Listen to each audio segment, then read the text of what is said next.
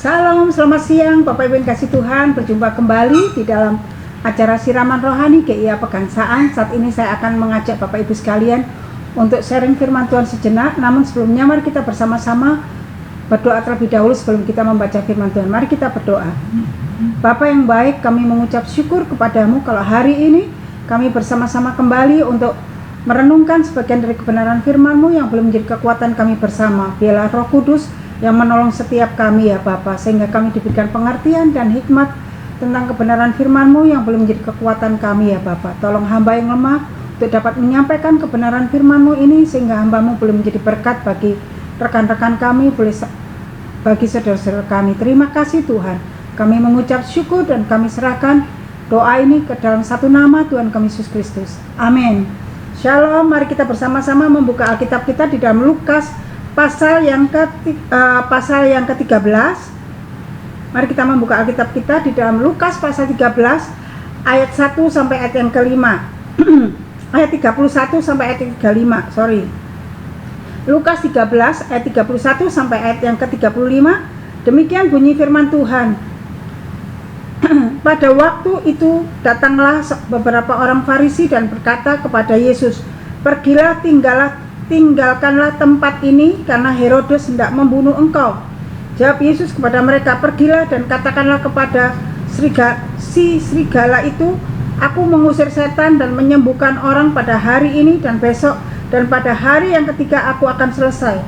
Tetapi hari ini dan besok dan lusa aku harus meneruskan perjalananku, sebab tidaklah semestinya seorang nabi dibunuh kalau tidak di Yerusalem. Yerusalem, Yerusalem, engkau yang membunuh nabi-nabi dan melempari dengan batu orang-orang yang diutus kepadamu. Berkali-kali aku rindu mengumpulkan anak-anakmu, sama seperti induk ayam mengumpulkan anak-anaknya di bawah sayapnya, tetapi kamu tidak mau." Ayat 35, "Sesungguhnya rumahmu ini akan ditinggalkan dan menjadi sunyi, tetapi aku berkata kepadamu, kamu tidak akan melihat aku lagi hingga pada saat kamu berkata, diberkatilah dia yang datang dalam nama Tuhan." Amin. Bapak Ibu yang kasih Tuhan, ayat emas kita yang perlu kita perhatikan di dalam ayat yang ke-34 bagian B. Ayat 34 bagian B mengatakan demikian, "Berkali-kali aku rindu mengumpulkan anak-anakmu sama seperti induk ayam mengumpulkan anak-anaknya di bawah sayapnya." Hari ini saya mengajak Bapak Ibu untuk merenungkan kebenaran firman Tuhan tentang Tuhan Yesus adalah ungkapan kasih Bapa. Jadi kehadiran Tuhan Yesus itu merupakan ungkapan kasih daripada Bapa kita. Bapak Ibu yang kasih Tuhan, kalau kita melihat dalam perjalanan Tuhan Yesus di bumi selama dia hidup, Tuhan Yesus telah merefleksikan kasih Bapa setiap saat dan membebaskan orang-orang yang tertindas dan terbelenggu oleh kuasa-kuasa kegelapan, dan mencelikkan mata orang buta serta menyembuhkan berbagai macam penyakit yang diderita oleh manusia. Nah, selain itu Tuhan Yesus juga mengajar dan memberitakan firman tentang kerajaan Allah bagi siapa yang rindu, haus dan lapar akan kebenaran firman Tuhan. Karena setiap orang yang rindu dan haus akan kebenaran firman Tuhan, maka dia akan mendapatkan kelegaan, kelepasan dari segala semua masalahnya, dan terlebih lagi mendapatkan kelepasan daripada hukuman dosa. Oleh sebab itu, Yesus Kristus merupakan wujud Allah Bapa di bumi, dan melalui Kristus Bapa menjalankan misinya, yaitu penyelamatan bagi manusia ciptaannya yang telah jatuh dalam dosa, yang telah di bawah hukuman dosa, telah di bawah perbudakan dosa, dan melalui kasih Allah kepada manusia ini, maka Tuhan Yesus hadir di tengah-tengah dunia merupakan wujud nyata akan kasih Bapa untuk menyelamatkan manusia. Ini misi utama daripada Bapa kita, yaitu melalui Yesus Kristus Bapa menyelamatkan manusia. Nah, Bapak Ibu yang kasih Tuhan, Tuhan Yesus dengan sepenuhnya mendemonstrasikan kasih Bapa bagi manusia dan mewujudkan keinginannya memberkati kita. Nah, ungkapan atau ekspresi kasih Bapa bagi semua manusia dapat terlihat dari penyataan Tuhan Yesus kepada Yerusalem. Kalau kita melihat di dalam ayat berikutnya 34 bagian B, 34 bagian A, atau kita membaca ayat 34 sepenuhnya. Mari kita buka di dalam ayat 34 dikatakan, "Yerusalem, Yerusalem, engkau yang membunuh nabi-nabi dan melempari dengan batu orang-orang yang diutus kepadamu. Berkali-kali aku rindu mengumpulkan anak-anakmu sama seperti induk ayam mengumpulkan anak-anaknya di bawah sayapnya, tetapi kamu tidak mau. Ayat ini menegaskan bahwa Allah Bapa masih tetap mengekspresikan kemauannya dan keinginannya yang keras untuk menyelamatkan dan memberkati kita. Bapak Ibu yang kasih Tuhan, kalau kita melihat di dalam ayat yang kita baca di dalam pasal 13 ayat 31 sampai 35 ini, kita melihat bagaimana penolakan daripada orang-orang berdosa, orang-orang Farisi, orang-orang berdosa yang tidak mau menerima misi Allah, tidak mau rancangan Allah itu diterimanya. Sehingga Bapak Ibu yang kasih Tuhan, orang-orang ini berusaha untuk melenyapkan Tuhan Yesus. Mereka, Bapak Ibu yang kasih Tuhan, telah dibelenggu oleh dosa, sehingga Bapak Ibu yang kasih Tuhan, mereka tidak mau kembali kepada Bapa, tidak mau kembali kepada Tuhan. Tetapi Bapak Ibu yang kasih Tuhan, kalau kita melihat di dalam ayat yang kita baca ini, kita dapat melihat bagaimana banyak orang-orang Farisi yang menghalangi kasih Bapa, misi Bapa itu bagi penyelamatan manusia, sehingga mereka begitu gencarnya untuk menghalang-halangi apa yang dikerjakan oleh Tuhan Yesus. Nah, Bapak Ibu yang kasih Tuhan, bukankah kita seringkali menjadi orang-orang Farisi yang pada zaman ini seringkali Bapak Ibu yang kasih Tuhan, kita membatasi akan karya kasih Bapa dalam kehidupan kita sebagai orang-orang percaya. Bapak Ibu yang kasih Tuhan, saya pernah punya teman atau anak rohani yang saya layani. Bapak Ibu yang kasih Tuhan, ketika dia menerima Tuhan Yesus sebagai Tuhan dan Juru Selamat, sebagai Juru Selamatnya secara pribadi, apa yang dia alami? Justru Bapak Ibu yang kasih Tuhan, yang memusuhi dia adalah orang Kristen itu sendiri, orang yang percaya kepada Tuhan Yesus sendiri. Dia menolak bahwa orang itu terima Tuhan Yesus karena iri hatinya, karena kedegilan hatinya. Maka anak rohani saya ini yang telah terima Tuhan Yesus itu, dia dimusuhin dan fitnah dan juga diperlakukan tidak baik. Nah, Bapak Ibu yang kasih Tuhan, kadangkala kita tanpa kita sadari, kita ini menjadi orang-orang Farisi yang menghalang-halangi kasih Bapa itu sampai kepada orang-orang berdosa. Nah, Bapak Ibu yang kasih Tuhan, bagaimana dengan saudara, dengan Bapak Ibu sekalian? Apakah kita punya karakter seperti itu? Nah, kalau kita sadar punya karakter seperti itu, cepat bertobat, berbalik kepada Tuhan, dan terima Tuhan, terima akan karya Tuhan dalam hidup kita, yaitu penyelamatan dalam hidup kita.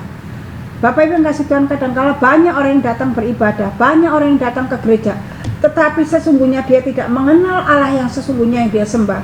Nah, Bapak Ibu yang kasih Tuhan, kita melihat bagaimana kasih Allah diwujud nyatakan melalui Tuhan Yesus kepada manusia yang berdosa ini, supaya semua orang yang berdosa dapat terlepas dari belenggu-belenggu dosa itu, dan dapat terlepas dari ikatan-ikatan kuasa gelap, sehingga mata hatinya, mata rohaninya diterangi oleh kuasa Roh Kudus, dan mereka bisa melihat kasih Bapa yang begitu nyata dalam hidupnya. Nah, Bapak Ibu yang kasih Tuhan, mari kita melihat keberadaan kita sendiri, melihat sekitar kita, orang-orang yang di sekitar kita, orang-orang yang sudah percaya kepada Tuhan Yesus tetapi hatinya masih diputakan dengan ilah-ilah dunia. Mari Bapak Ibu yang kasih Tuhan, itu adalah tugas kita untuk memberikan pencerahan kepada mereka, meminta supaya Roh Kudus menerangi mereka, supaya Roh Kudus menyadarkan mereka. Itu adalah tugas kita untuk mengingatkan mereka, Bapak Ibu yang kasih Tuhan. Nah, kita kembali kepada kebenaran firman Tuhan ini. Bapak Ibu yang kasih Tuhan, kasih Bapa yang begitu diwujud nyatakan melalui Tuhan Yesus itu sungguh luar biasa, Bapak Ibu yang kasih Tuhan. Orang-orang Farisi membenci Tuhan Yesus dan tidak senang apabila Tuhan Yesus menyembuhkan orang sakit pada hari Sabat pada saat itu. Sehingga Bapak Ibu yang kasih Tuhan, kalau dikatakan di dalam Lukas 14 ayat 5 mengatakan demikian, siapakah di antara kamu yang tidak segera menarik keluar anaknya dan lembunya kalau terperosok ke dalam sebuah sumur meskipun pada hari Sabat? Nah, Tuhan Yesus marah dan menegur mereka, siapakah kamu yang tidak segera menarik keluar anaknya atau lembunya yang terperosok ke dalam sebuah sumur meskipun pada hari Sabat? Meskipun pada hari itu tidak boleh mengerjakan sesuatu, kalau orang yang kita kasihi, apa yang menjadi milik kita dalam kondisi bahaya, pasti kita akan melakukan yang terbaik untuk orang yang kita kasih itu. Nah, Bapak Ibu yang kasih Tuhan, nah orang-orang Farisi mempunyai kedegilan hati sehingga dia melakukan hal seperti itu. Bukankah ini seringkali terjadi dalam kehidupan kita? Banyak orang-orang, anak-anak Tuhan yang harusnya dia bertumbuh, harusnya dia mengenal Tuhan Yesus sungguh-sungguh, dan orang itu maju untuk lebih lagi di dalam pengenalan akan Tuhan, tetapi yang menghalangi, yang halang-halangi orang itu untuk bertumbuh, berkembang, untuk dia lebih lagi mengasihi dan mencintai Tuhan adalah orang-orang yang percaya kepada Tuhan sendiri. Bapak Ibu yang kasih Tuhan, mari kita mengingat akan hal itu. Saya sering kali melihat akan hal itu. Orang-orang yang punya posisi di dalam satu gereja, seringkali justru dia adalah menjadi batu sandungan, jadi penghalang bagi orang-orang bertumbuh di dalam pengenalan akan Tuhan. Dia tidak sadar bahwa Tuhan Yesus melakukan misi Allah untuk melenyapkan belenggu-belenggu yang mengikat orang-orang yang ada dalam belenggu dosa. Tetapi seringkali kita menghalangi misi Allah itu untuk berjalan, untuk terjadi dalam kehidupan orang-orang yang percaya. Nah, Bapak Ibu yang kasih Tuhan, hari ini mari kita bersama-sama menjadi anak-anak Tuhan yang sungguh-sungguh dipakai Tuhan untuk mewujud menyatakan misi Allah di tengah-tengah dunia ini melalui kasih Allah Bapa dengan kehadiran Tuhan Yesus di tengah-tengah dunia ini. Dan saat ini kita lanjutkan misi Allah itu melalui hidup kita sebagai anak Tuhan untuk menjangkau banyak jiwa untuk kemuliaan Tuhan, untuk menerangi sekitar kita, untuk menjadi berkat bagi banyak orang. Bapak Ibu, janganlah hidup kita yang singkat ini justru menjadi batu sandungan, bukan menjadi berkat bagi banyak orang. Oleh sebab itu Bapak Ibu yang kasih Tuhan, mari saat ini kita bersama-sama sebagai anak-anak Tuhan, hidup kita ini biar dipakai Tuhan untuk menjadi terang, untuk menjadi berkat bagi sekitar kita, bukan menjadi batu sandungan, menghalang-halangi misi Allah berkarya di tengah-tengah dunia ini, sehingga kita menghalangi karya Allah, menghalangi cara kerja Allah untuk menjangkau banyak jiwa. Biarlah justru hidup kita ini yang dipakai Tuhan untuk menjadi berkat, untuk menjadi terang Kristus, sehingga banyak jiwa yang boleh kami jangkau untuk kemuliaan Tuhan. Sehingga melalui apapun yang kita lakukan, semuanya hanya fokus tertuju kepada Tuhan, itu yang akan menjadi berkat buat orang-orang yang ada di sekitar kita.